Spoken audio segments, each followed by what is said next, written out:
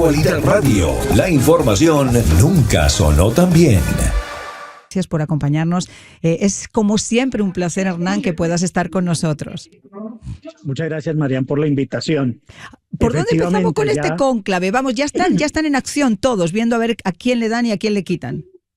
Sí, efectivamente, como tú decías, ya están reuniéndose poco a poco los cardenales. Para eso se realizan las congregaciones generales, que es mientras llegan de diferentes lugares del mundo los cardenales. En este caso, los 135 electores se redujeron a 133 esta semana, porque un cardenal español y el cardenal de Bosnia, por motivos de salud, aunque cumplirán 80 años el 16 de mayo, optaron por no asistir. Pero había un cardenal menor de 80 años, de 76, Angelo Becciu, quien fue en su momento defenestrado del cargo que tenía en la Santa Sede como jefe del dicasterio de las causas de los santos y que había sido sustituto de la Secretaría de Estado en su momento, juzgado precisamente por temas de corrupción. Él se apareció en las congregaciones generales alegando el derecho a votar por ser cardenal, no obstante la sanción. Ese tema quedó el viernes de la semana pasada en suspenso, aunque se dijo que el cardenal secretario de Estado le había mostrado unas cartas donde Francisco, tan solo con una F, había dicho que no lo quería en el cónclave. Entonces, esto hizo que ayer precisamente Becciu siguiera manifestando que él es inocente, no obstante la sanción, y que para evitar inconvenientes no se presentaría a las elecciones dentro del cónclave. Pero hay otro cardenal de 81 años, el cardenal peruano Juan Luis Cipriani del Opus Dei, también sancionado por el Papa, quien se ha presentado a las congregaciones generales igualmente. No se sabe si ha podido entrar o no, pero lo que sí es seguro es que el domingo apareció en Santa María la Mayor junto a los demás cardenales para rendirle homenaje a Francisco. Eso incomodó también bastante. Entonces vemos cómo este cónclave tiene algunos aspectos que molestan en general a los integrantes, digamos, natos del cónclave, que son los menores de 80 años. A las congregaciones generales pueden asistir menores y mayores de 80 años, pero el miércoles próximo únicamente ingresarán los menores de 80 años a la Capilla Sixtina después de una misa que se llama la Misa Pro Eligendo Pontifice, en la cual el decano del Colegio Cardenalicio invitará a todos los cardenales a dirigirse a la Sixtina y a votar con inspiración del Espíritu Santo por quien deba ser el nuevo pastor de la Iglesia Católica. Hernán, te quería comentar que dentro de la inspiración del Espíritu Santo, entre los sucesores de Pedro, nadie puede dudar en estos momentos que como hombres también hay traiciones, argucias, favores, lo hemos visto en el pasado. Por eso yo quiero que tú nos des también esa connotación dentro de lo que son estos cónclaves, donde no solamente se mide la persona que va a ser el nuevo Papa, el nuevo Pontífice, sino el poder que tiene también sobre el Estado Vaticano y la Iglesia Católica. Sí, efectivamente. Todo lo que se espera del nuevo Papa es de lo que se habla en las congregaciones generales. Ya se ha dispuesto que salvo el 1 de mayo y el domingo 4 de mayo no habrá congregación general, pero todos estos días están reunidos y ha habido entre 20 y 35 intervenciones. Allí es donde se habla de lo que debe ser el Papa, no solo como pastor, sino también como jefe de Estado. El Estado de la Ciudad del Vaticano fue creado por los pactos lateranenses en 1929 y, aunque el Vaticano no hace parte de los organismos internacionales como la ONU, como el Consejo Europeo, etcétera, sí es observador permanente. Entonces tiene un papel fundamental a través de sus delegados en esas entidades. Esto también da lugar a que en el cónclave se midan las fuerzas regionales. Del número de electores, 133 que ingresarán de los 135, se requieren 89 votos, las 2/3 partes. Si bien Francisco en algún momento cuando convocó el sínodo de los obispos dijo que esos sínodos refiriéndose también al cónclave, Ujú, deben ser reuniones de fraternidad y no parlamentos, pues en realidad vemos cómo se van midiendo las fuerzas. ujú. De los 52 europeos hay 37 italianos, Ja. con lo cual, bien sea Pizzaballa o Zuppi o Parolin, podrían estar buscando los votos de sus coterráneos. Por otro lado, En el caso también, de Parolín, por ejemplo, que tú y yo sí, lo hemos comentado también, secretario de Estado, y siempre hay esos dichos que yo no sé si al final se cumplen o no, que el que entra como papa sale como cardenal y que habitualmente los secretarios de Estado no son los elegidos. Sin embargo, yo concuerdo con muchos que dicen, y esto es una opinión muy personal, creo, a lo mejor estoy plenamente equivocada, que quizá el papado va a regresar a Europa y que quizá está dentro de esos italianos. Y para mí él es uno de los que creo que se puede perfilar, a pesar de ser secretario de Estado, como favorito. Pero te digo, es una opinión absolutamente personal y fuera del foco del experto. mira, yo pienso que tienes razón por varias circunstancias frente a ese dicho de que quien entra cardenal no sale como papa y vuelve a salir cardenal. Cuando se reemplazó a Juan XXIII, que era el patriarca de Venecia, su secretario de Estado fue Pablo VI.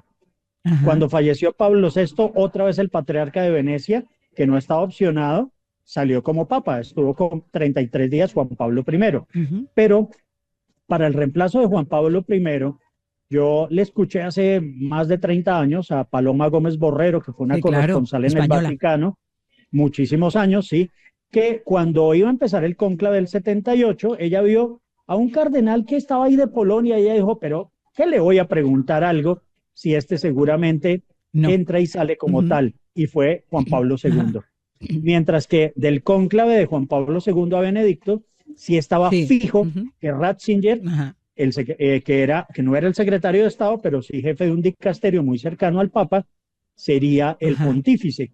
Y se decía, pues tiene 78 años en ese momento, Uh-huh. será un papa de transición, por eso entra como cardenal y sale papa. Uh-huh. Pero no ocurrió lo mismo hace 12 años con Francisco. Ahora podremos estar incluso pensando hasta en una sorpresa. Mira, hay un cardenal que es el cardenal Prevost, el jefe la Comisión Pontificia para América Latina. Ajá. Él es norteamericano, Uh-huh. de madre ecuatoriana.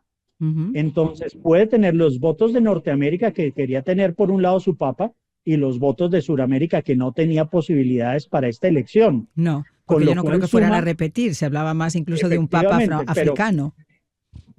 pero alcanza a sumar más votos que lo que puedan tener los africanos por un lado o los asiáticos por el otro.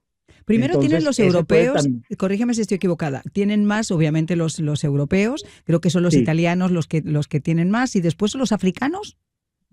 sí, están 52 europeos, de los cuales 37 italianos. Exacto. Después siguen los africanos. Uh-huh.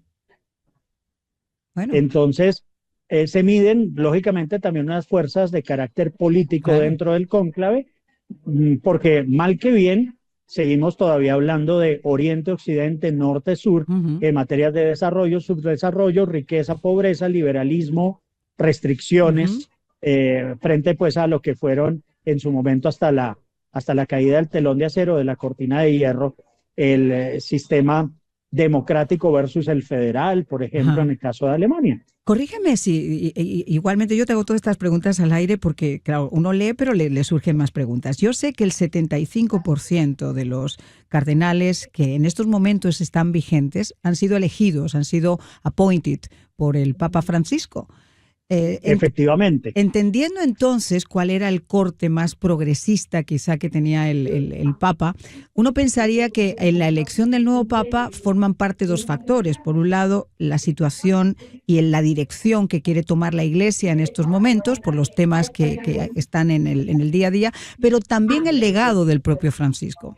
Y en el legado del propio Francisco es obvio que los que han appointed por los que fueron designados por Francisco van a seguir más o menos su misma línea ideológica, que es una línea ideológica mucho más progresista. ¿Estoy en lo cierto o estoy un poco errada?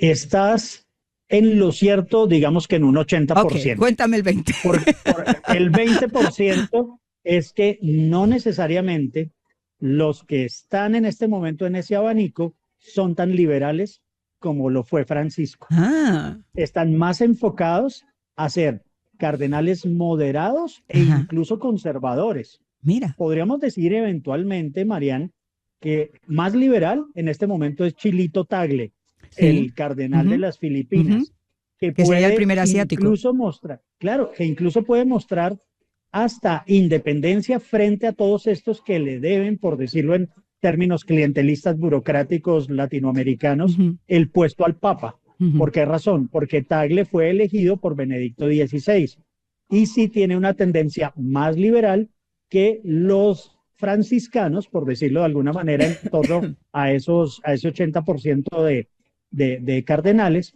que fueron elegidos por el Papa Francisco. Mm. El tema del Papa Negro. Cuéntame, porque también, imagínate, todo el mundo hablaba cuando el propio Francisco salió, que si un jesuita, que si el Papa Negro, que si el Nostradamus, las predicciones de Nostradamus, etcétera, etcétera. Pero lo que no cabe ninguna duda es que en estos momentos, como estábamos comentando tú y yo, la segunda fuerza mayor que hay de cardenales viene de África, o sea, son sudafricanos, son africanos, no sudafricanos. Sí, digamos, esas profecías pueden tener aplicabilidad dependiendo cada cónclave. ¿Por qué razón? Hace 12 años se dijo, llegará el Papa Negro, claro, y lo identificaron de la siguiente manera. Los integrantes de la Compañía de Jesús, es decir, los jesuitas, como lo es Francisco, tienen un hábito de color negro. Uh-huh. Y el prepósito general de la Compañía de Jesús, como se le dice al superior general, era, hasta antes de Francisco, elegido en forma vitalicia. Ajá. Por eso se decía que los jesuitas eran el Papa Negro de la Iglesia. Ajá. Luego, cuando llegó Francisco, dijeron, ah, claro, es un jesuita, hábito negro, Papa Negro. Pero todavía nos queda en este momento dentro de las profecías el que si será o no en este momento un papa de color negro, africano, un papa que tenga esa connotación que lógicamente también para el caso nuestro se identifica con los afroamericanos, los afrobolivianos, los afrocolombianos, porque en todos nuestros países hay personas de raza afro identificada con su ancestro nacional hoy en día.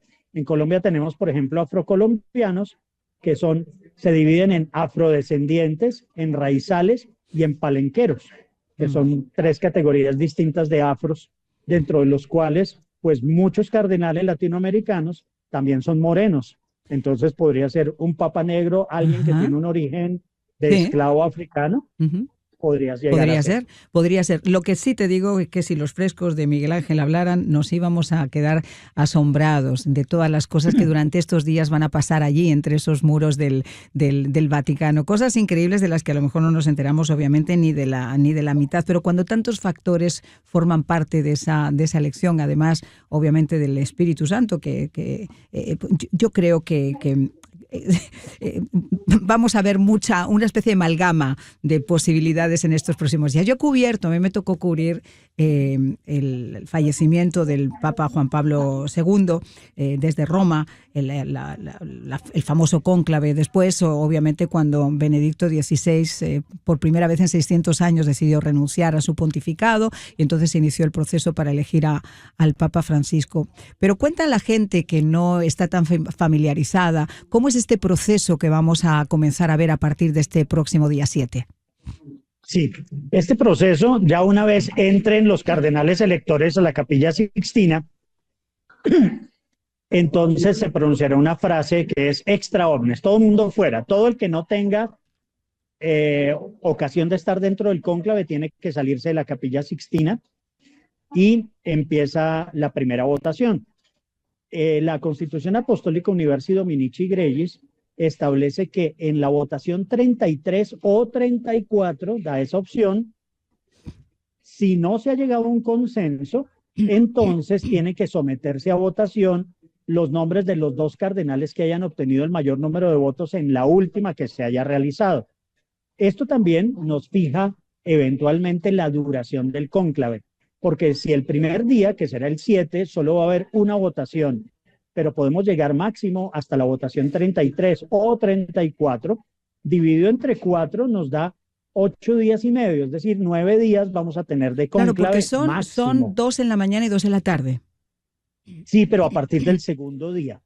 Entonces, esas votaciones, lo que pasa es que en los últimos dos cónclaves, digamos que ha sido mucho más rápido. En el de Benedicto a las 26 Ajá. horas y en el de Francisco a las 36 Ujú. horas. Podemos pensar en que empieza el 7 y el 9 de mayo ya hay papa, es muy Ujú. probable Ujú. que ya tengamos papa para el 9, máximo sábado 10 de mayo ya tendríamos papa, pienso yo. Y entonces vamos a contarle a la gente, yo creo que ya han oído hablar de las famosas fumatas, la fumata blanca, la fumata negra, Sí, cómo se queman las papeletas, el líquido, pero cuéntanos un poquito eso para que también las personas que no están familiarizadas sepan. sí, efectivamente, Marian, cada uno de los cardenales recibe una papeleta en la que dice eligo sumo pontífice, elijo como sumo pontífice A y debajo pone el nombre, Cardenal Hernán Olano. Listo, entonces introduce el voto en la urna y después de que haga toda la ronda de los 133 que votan, los que son escrutadores sacan una a una las papeletas y las van leyendo. Entonces dicen Cardinales Olano, Cardinalis de la Fuente, etcétera. Entonces van leyendo los nombres de los cardenales y uno de los cardenales va enhebrando con una aguja e hilo todas las papeletas haciendo una pequeña cadena y Ajá. esa cadena se introduce en una chimenea que hay en la Capilla Sixtina. A eso se le aplican unos líquidos. Si no hay resultado, el humo será de color negro, fumata nera, humo negro. Si ya hay un resultado, será fumata bianca, humo blanco, pero el humo blanco solo se va a producir después de un procedimiento interno. Es decir, terminan de contabilizar los votos, dicen, listo, ya sacó 89 votos el cardenal Hernán Olano, entonces él es el papa. Entonces van el, el cardenal protodiácono, que es el más antiguo de los cardenales de tercera categoría, los cardenales son de 3 categorías, va el decano del colegio cardenalicio y el secretario. Y me preguntan, usted, cardenal Olano, ¿acepta el nombramiento que le han hecho sus hermanos los cardenales? Entonces yo digo, sí, acepto. Y me dicen, qui nomen imposuit, ¿qué nombre se quiere, que ha escogido o quiere imponerse?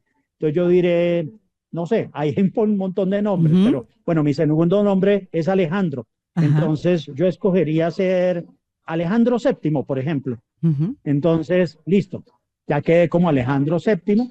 Ahí me voy a la sacristía, en la sala de las lágrimas, como se denomina, y en ese momento, mientras me estoy midiendo la sotana blanca, porque hay una sastrería que se llama Gamarelli, que Ajá. elabora 3 sotanas y las tienen allí listas, entonces van metiendo ya ahí sí los votos con otro químico para que salga el humo blanco.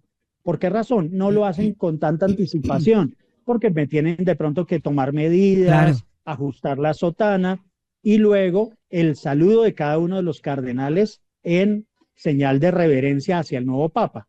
O sea, pasé de ser que estoy sentado con el cardenal Pepito Pérez y entonces pasé de decirnos Pepito y Hernán a decirnos ahora su santidad. Entonces ya todos me tienen que hacer la Ujú. reverencia. Ujú. En ese momento empieza la procesión hacia el balcón de la Basílica de San Pedro, que es cuando el cardenal protodiácono abre Ajá. eh, la cortina, sale el nuevo papa y dice la fórmula que es muy bonita, anuncio vobis gaudium magnum, anuncio a todos una gran noticia, una alegre noticia.